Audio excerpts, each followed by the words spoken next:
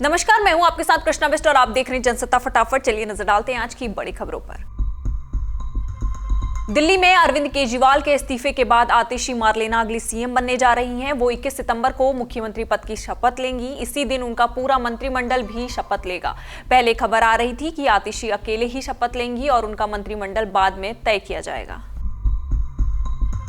Kolkata case में junior डॉक्टरों का विरोध प्रदर्शन अभी भी जारी है। राज्य सरकार की तरफ से कोशिश जरूर हो रही है कि अब सभी डॉक्टर काम पर वापस लौट आएं, लेकिन जमीन पर स्थिति उससे उलट दिखाई दे रही है। डॉक्टरों के मुताबिक उन्हें मौखिक आश्वासन तो सरकार से मिल रहा है, लेकिन लिखित में कुछ नहीं दिया गया। ऐसे में पारदर्शिता की कमी है।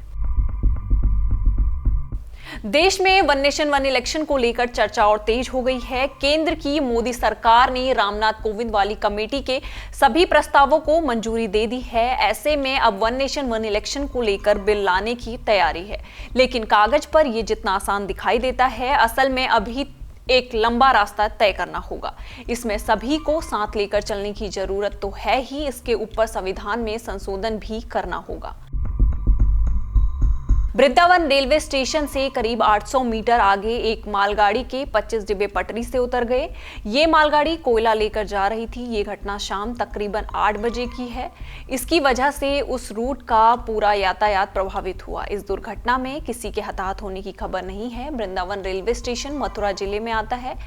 ये एक प्रमुख रेल रूट है जिससे गाड़ियां पश्चिम की ओर जाती हैं। इसमें हरियाणा, राजस्थान, मध्य प्रदेश और यूपी के कुछ हिस्से आते हैं।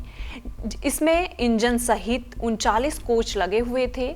मिली जानकारी के अनुसार ये दुर्घटना दिल्ली मुंबई लाइन पर हुई है। मोदी सरकार के कैबिनेट ने एक राष्ट्र एक चुनाव के प्रस्ताव को मंजूरी दे दी है। केंद्रीय गृह मंत्री अमित शाह ने सरकार के 100 दिन होने पर की गई एक प्रेस वार्ता के दौरान कहा कि इस सरकार में एक राष्ट्र एक चुनाव लागू किया जाएगा। ये पिछले 3 लोकसभा चुनाव में बीजेपी के घोषणा पत्र का वादा रहा है, लेकिन ये कैसे लागू होगा, कब होगा और क्यों ऐसा हो रहा है, ऐसे कई सवाल हैं। कांग्रेस ने एक राष्ट्र एक चुनाव को संविधान के खिलाफ बताया है।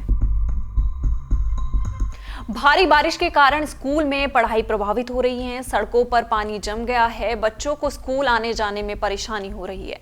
छात्रों की सुरक्षा को ध्यान में रखते हुए यूपी और बिहार के कई स्कूलों को बंद करने का आदेश जारी किया गया है।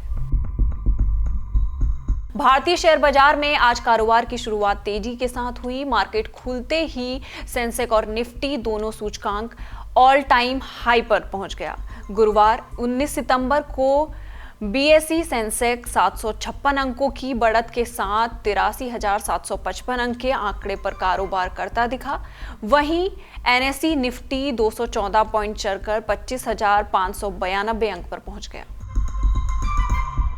दिल्ली के किसानों के लिए बड़ी खुशखबरी है। एलजीवीके सक्सेना ने 100 शहरीकृत गांवों से जुड़ा एक ऑर्डर पास किया है। उन्होंने शहरीकृत गांवों में कृषि भूमि के मालिकाना हक को उत्तराधिकार के आधार पर दर्ज करने को मंजूरी दे दी है। अब दिल्ली में विरासत के आधार पर पहले की तरह म्यूटेशन होगा। इतना ही नहीं, शुक्रवार से 12 गांवों में म्यूटेशन का काम शुरू हो गया है। इस आदेश का फायदा 2 लाख से अधिक किसानों को मिलने की संभावना है। TV reality show big boss 16 से फेम बटोरने वाले अब्दुल रोजिक पिछले काफी समय से अपनी शादी को लेकर चर्चा में थे। उन्होंने इसी साल 5 महीने पहले ही मंगेतर अमीरा से सगाई की थी। सगाई की ढेर सारी तस्वीरें सोशल मीडिया पर सामने आई थी। फैंस उनकी होने वाली दुल्हनिया को देखने के लिए बेताब थे। उनकी शादी का सभी को बेसब्री से इंतजार था, लेकिन अब इसी बीच अब्दुल ने खुद खुलासा किया है कि उनका रिश्ता टूट गया है और उन्होंने अभी शादी ना करने का फैसला लिया है। इसकी वजह को लेकर उनका कहना है कि सांस्कृतिक मतभेद के चलते उन्होंने रिश्ते को आगे बढ़ाने से मना कर दिया है। इसी तरह की देश दुनिया की खबरों के साथ जुड़े रहने के लिए देखते रहिए जनसत्ता।